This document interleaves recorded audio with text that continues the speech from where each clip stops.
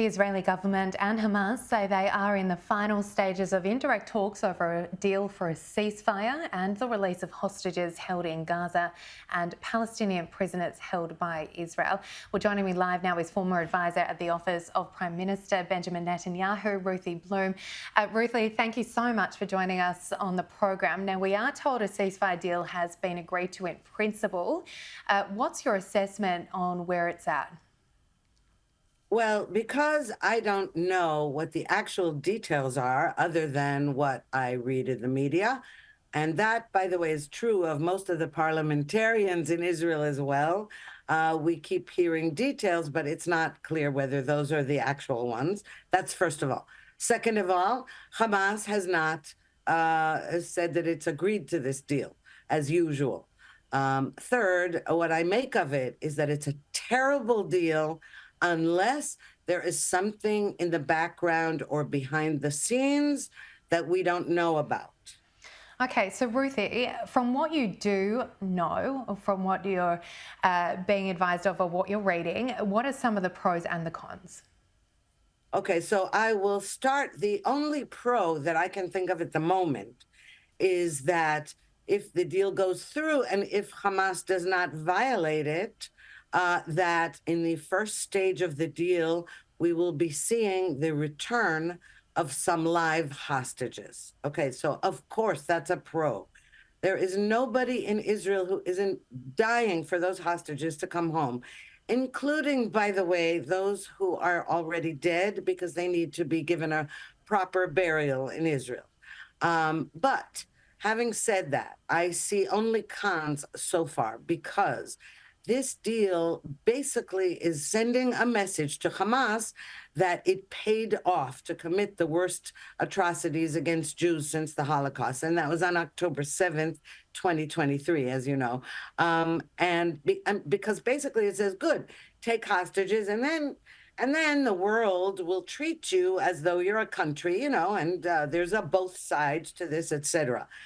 If remnants of Hamas are allowed to remain in Gaza, Hamas will rebuild. And if Israeli troops withdraw, the chances of returning to finish the job are slim. And by the way, we had such a ceasefire on October 6, 2023. So, there's no guarantee that Israelis will be safe.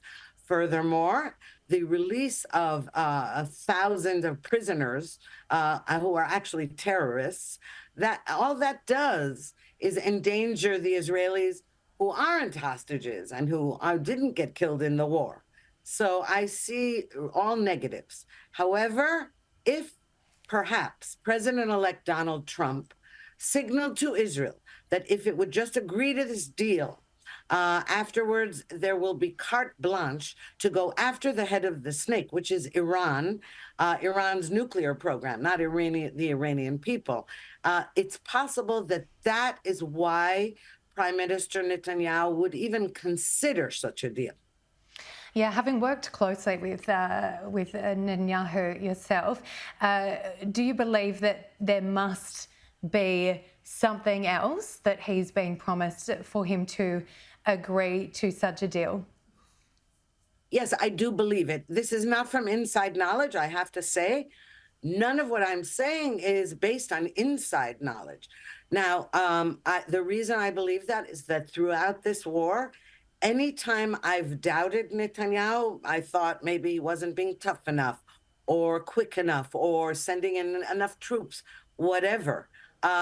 I realized afterwards that I had been wrong and that he was playing three-dimensional chess this whole time, including, just as an example, the beepers that exploded and killed many, many Hezbollah terrorists, not killed, mainly wounded Hezbollah terrorists, all in one fell swoop.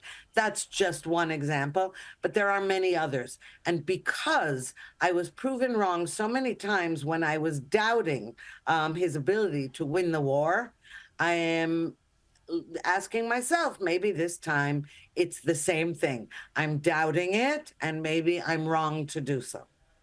Okay, Ruthie Blum, we'll know more shortly, I'm sure. Thank you very much for joining us on the program. Thank you. And thank you so much for having me.